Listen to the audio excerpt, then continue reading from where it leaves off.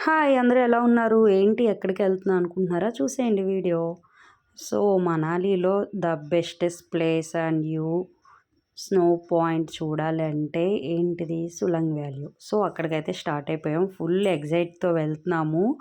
Actually అందరం గూడా snow ఎక్కువ పడాలి అని కోరుకున్నాం గానీ, అలా అనుకున్నట్టే పడింది. సో, అక్కడ జరిగిందేంటంటే స్నో పడింది. బట్ స్నో పడితే మన ఎంజాయ్‌మెంట్ అనేది సరిగ్గా చేయలేం. "అదేంటి ఇలా అంటున్నావు అక్క? స్నో పడితే ఎంజాయే కదా!" అంటే, స్నో పడినప్పుడు వెహికల్స్ అనేవి పైకి అలో చేయరు. సో, ఆ స్కిడ్ అయిపోవడం అన్నీ జరుగుతాయని సగంలోనే ఆపేశారు మాకు. అక్కడైతే ఫుల్లుగా స్నో ఉంది. స్నోఫాల్ అయితే అవుతుంది. స్లోగా స్టార్ట్ అయింది. వెహికల్స్ అయితే ఆపేశారు. పైకి నడుచుకొని వెళ్ళాము. సగం దూరం వరకు వెహికల్‌లో వెళ్ళి అక్కడి నుంచి నడుచుకొని వెళ్ళాము. సో, వ్యూ అంతా గూడా చాలా బావుంది. ఇక్కడ కొన్ని కొన్ని అయితే తెలుసుకోవాలి మనం ముందుగానే పక్కా ప్లాన్‌తో వెళ్తే గనక ఫుల్ ఎంజాయ్ చేయొచ్చు. నేను రీల్స్ అన్నీ చేసుకోవచ్చని వెళ్ళాము. సో, అక్కడ డిఫెక్ట్ ఏమైందో చెప్తాను.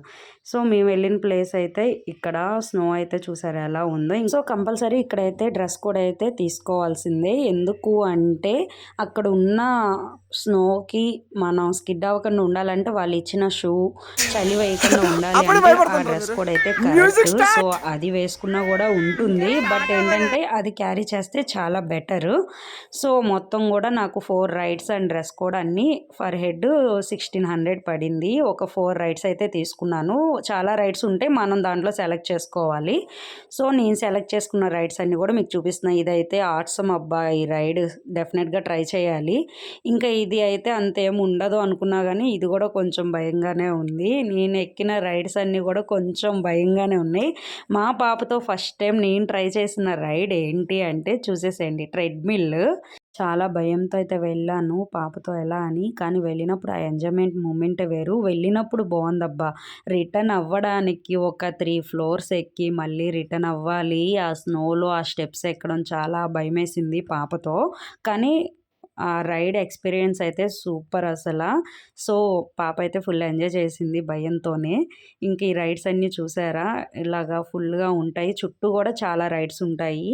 ఇంకా ఇక్కడ మ్యాగీ అండి హైలైట్. అంత చలిలో వేడి వేడి మ్యాగీ తింటుంటే అబ్బా!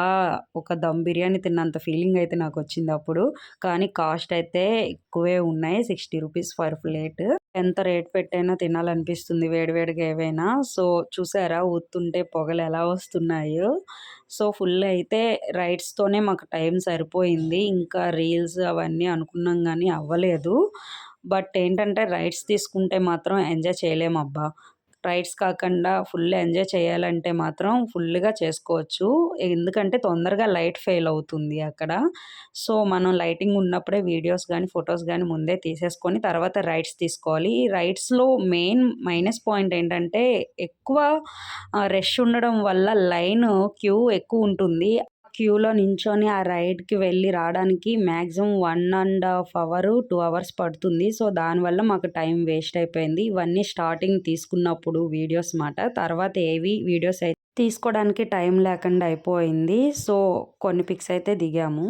ఎంతో ఎక్సైట్‌తో వెళ్ళాము. సులంగ్ వ్యాలీ వెళ్తాం అనుకోని అక్కడ స్నో ఎక్కువ అవ్వడం వల్ల ఆ ప్లేస్‌కి వెళ్ళలేకపోయాము. ప్రైవేట్ వెహికల్స్ అయితే వెళ్తున్నాయి. దానికి వేరే అమౌంట్. కానీ వెహికల్స్ అయితే స్కిడ్ అవుతున్నాయి.